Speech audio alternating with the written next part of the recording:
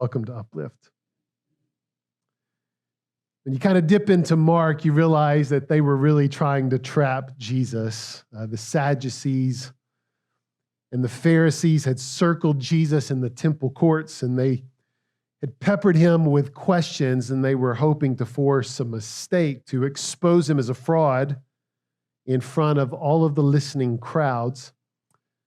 And the air in Jerusalem was thick with intellectual combat, with the sound of knives being sharpened. And then this man steps forward, and we're told that he's a scribe. He is a man of the law. And he wasn't part of this ambush. He'd been standing off to the side, and he'd been observing, and he'd just been listening, and he wasn't listening for a weakness. He was listening for the truth, and he heard it. Mark's gospel tells us that the scribe saw that Jesus, and this is a quote, answered them well.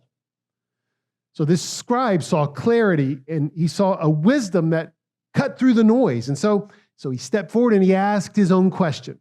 And he didn't ask it as a weapon. He didn't ask it as bait, but it was born out of what appears to be this deep and sudden respect. It's the kind of question that surfaces when all the foolishness has just kind of been stripped away. And after everything, kind of what he's wanting to know is, after all this stuff, what really matters? Which commandment is the most important? That's what he asked. And this really is one of the big questions, I think. And Jesus' response, he didn't just give an answer, he actually makes a claim to its supremacy of why it is the greatest. So here's the question, and here's the answer. Let's read this together from Mark's gospel. And one of the scribes came up, beginning in Mark chapter 12, verse 28, and heard them disputing with one another, and seeing that he answered them well, asked Jesus, which commandment is the most important of all? Jesus answered, the most important is, hear, O Israel. The Lord, our God, the Lord is one. And you shall love the Lord your God with all your heart and with all your soul and with all your mind and with all your strength. And the second is this, you shall love your neighbor as yourself. There is no greater commandment than these. Now, you got to picture what's happening here. When he began his answer with the words, "Hear, O Israel," every Jewish person in that crowd would have had a jolt of recognition. I mean, he was quoting the opening of what is known as the Shema.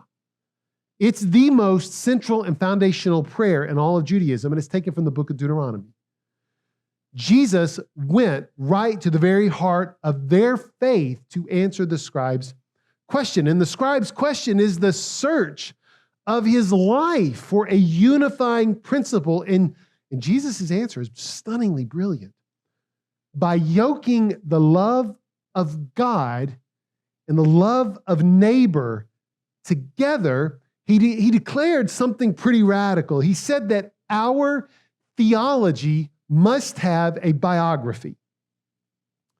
The primary evidence of our vertical relationship with God is the health of our horizontal relationships. In fact, the Apostle John would later write this with a frankness that still kind of stings us in 1 John chapter 4, for the one who does not love his brother whom he has seen cannot love God whom he hasn't seen.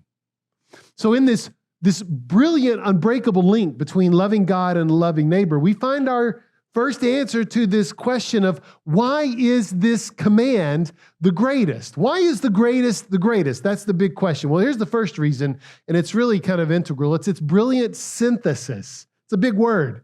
It's its brilliant synthesis. The first reason this command is the greatest is because of its sheer brilliance as a unifying principle. The scribe, he asked for one greatest commandment. Jesus gave him two. But they're not two, not really. I mean, they're a single, unified, whole. They are an indivisible reality. I want you to think of it as the great theological insight of St. Augustine, the church father, and his doctrine of ordo amoris. He called this the rightly ordered loves. For Augustine, all sin, all dysfunction, it comes from disordered love.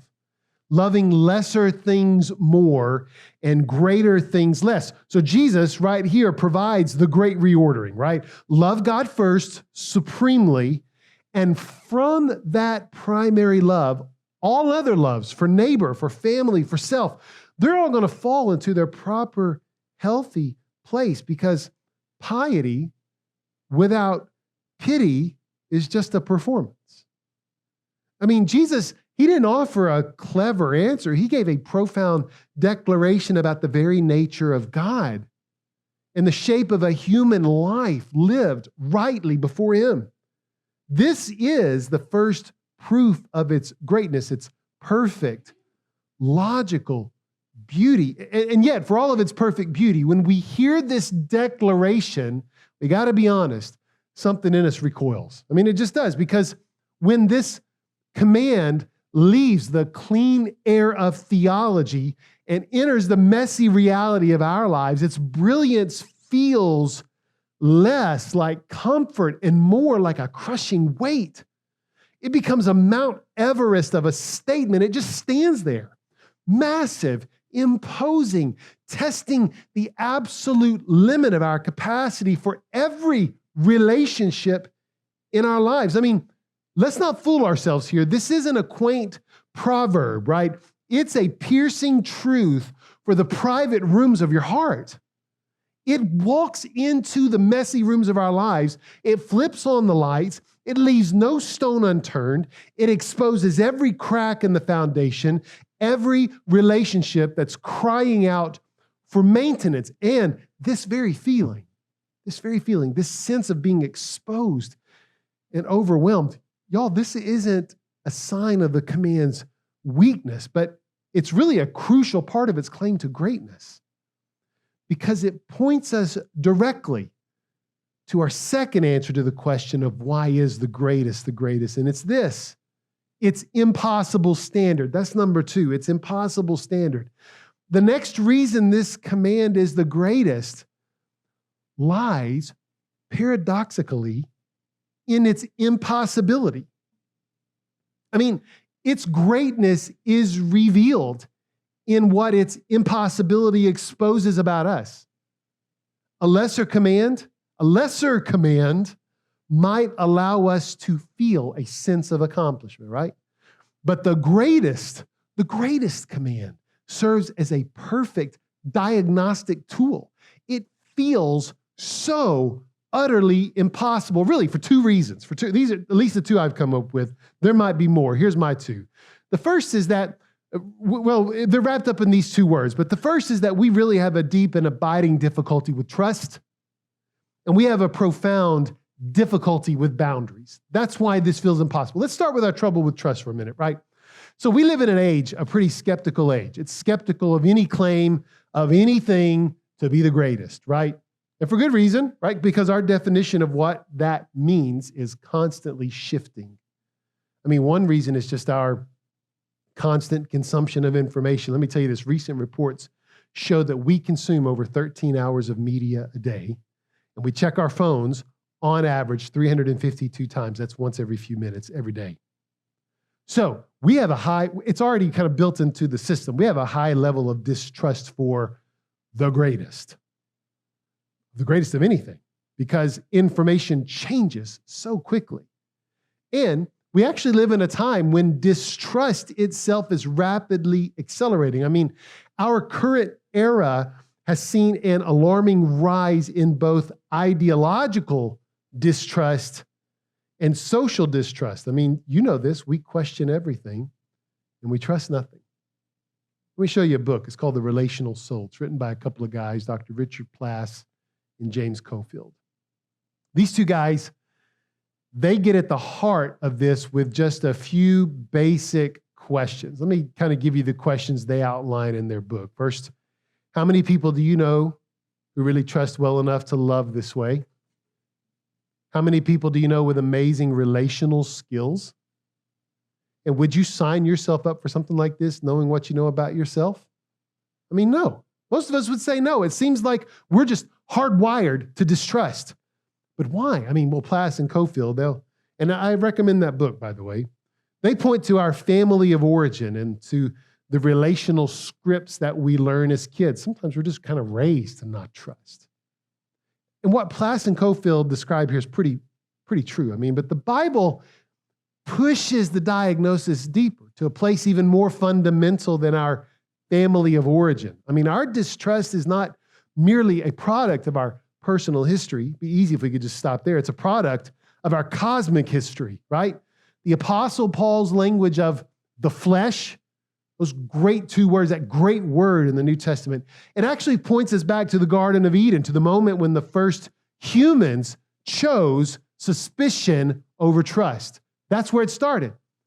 In fact, Martin Luther had a phrase for this condition, incurvatus in se. Love that phrase, which means curved on oneself. This is the essence of what happened in the garden, right? And by the way, this is more than just mere selfishness. It's a reorientation of the cosmos around our ego. The self becomes the sun.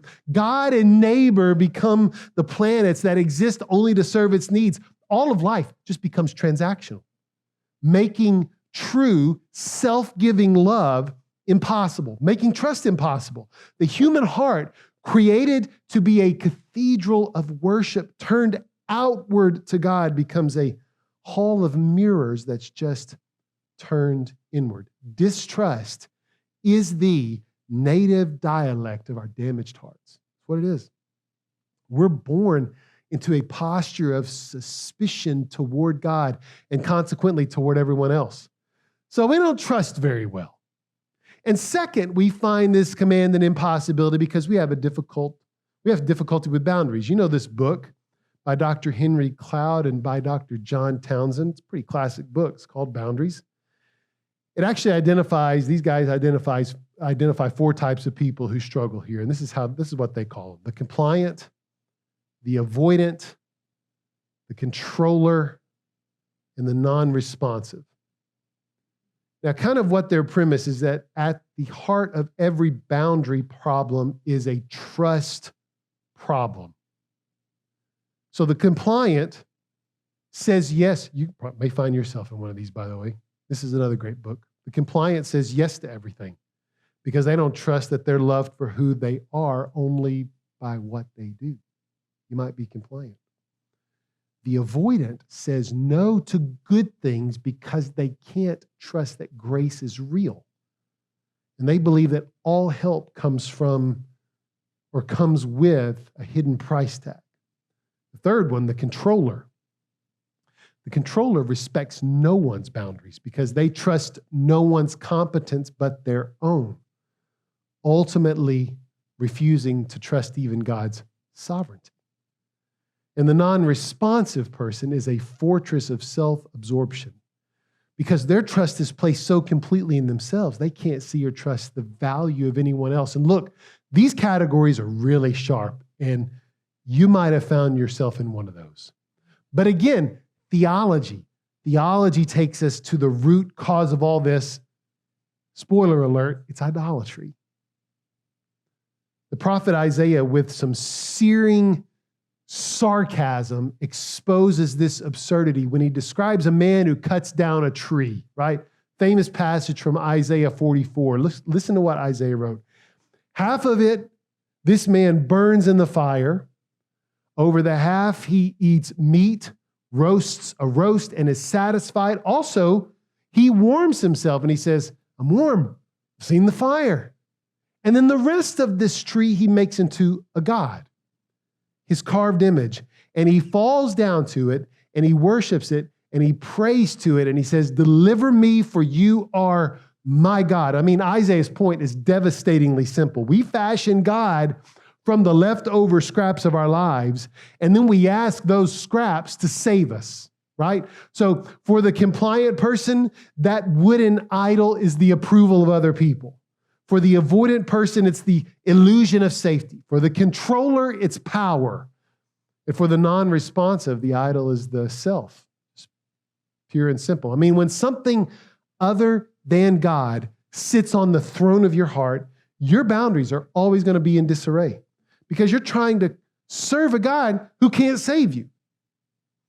And y'all, look, the story could end right here. I mean, with this command standing as a monument to our failure, right? Our inability to trust and our tendency to worship lesser things almost makes this command a bridge too far.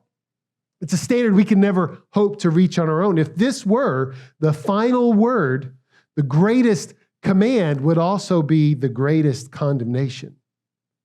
But that's not where the story ends, because into this very human impossibility, God introduces a divine possibility. And this leads us to the third and the most profound answer to our question, right? The command is the greatest, not only because it synthesizes the law and diagnoses our condition, but because its impossibility points us to the only possible solution. And this is it. It's got a gospel solution. This is the third reason.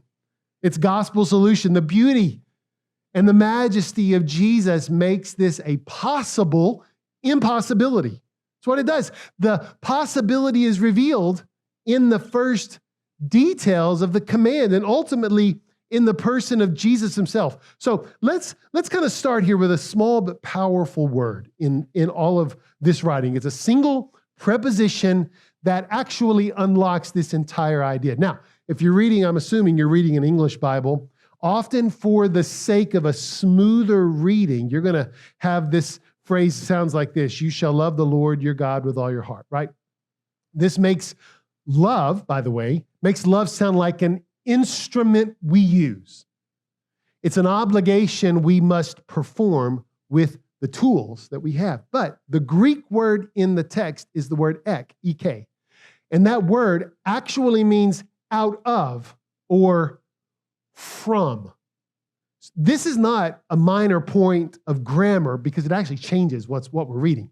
It means the command is not this, which what we know, love the Lord your God with all of your heart and with all of your soul, because again, that makes it sound like a list of instruments to be used for a task. The real sense of the Greek language here, the actual command is this: love the Lord your God from all of your heart and from all of your soul. You see the difference is pretty profound. In one, the heart is a tool that we're commanded to use. And in the other, the heart is the wellspring from which love is meant to flow. Jesus is not saying, use your heart to love God. What he is saying is, let a new kind of love flow from the very source of your being. And that little word, that single word, that starts to transform the command from just mere obligation to divine invitation. It's the first hint that this isn't a law that we keep on our own, but a new life we receive. And what are the sources that make up this wellspring of our being? Well, let's look at them.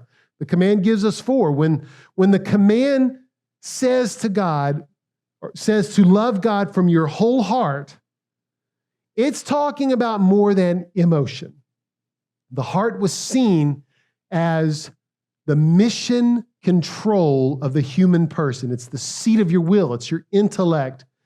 It's the place where you find your deepest desires. It's the source of our commitments. To love God from the heart is to have the very core of your being, your fundamental allegiance, joyfully submitted to him.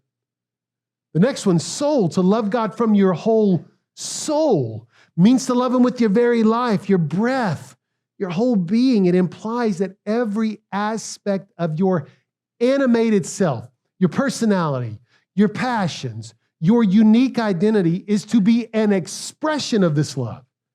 It is a life totally oriented to God. To love God from all your strength is to love him with all of your muchness. That's a word. I just made that word up. Muchness. That's an unusual word. It's actually an adverb. I just turned into a noun, right?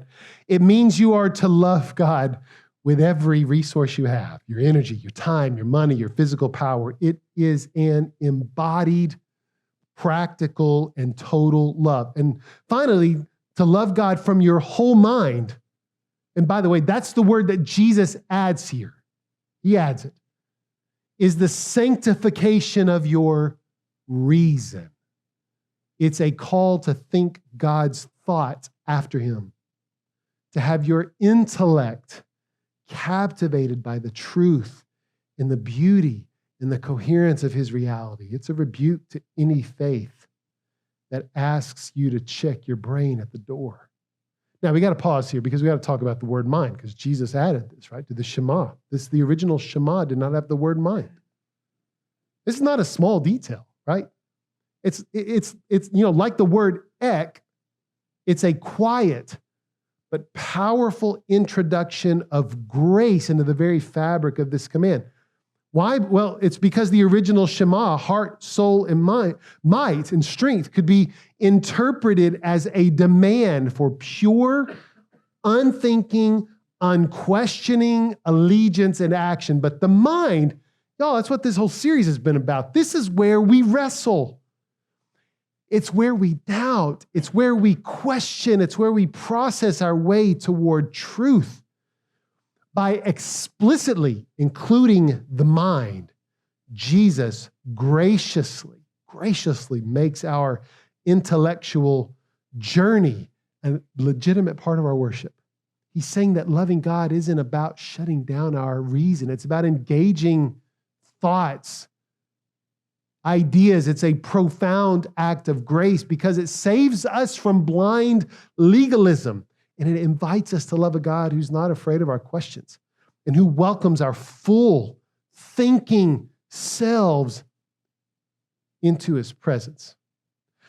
These insights are beautiful, but they really only open a window onto someone infinitely more significant. And here, in the person of Jesus, we find the final and most powerful answer to this question of why is the greatest the greatest. The ultimate reason this command is the greatest is because of its relationship to the person and the work of Jesus Christ himself.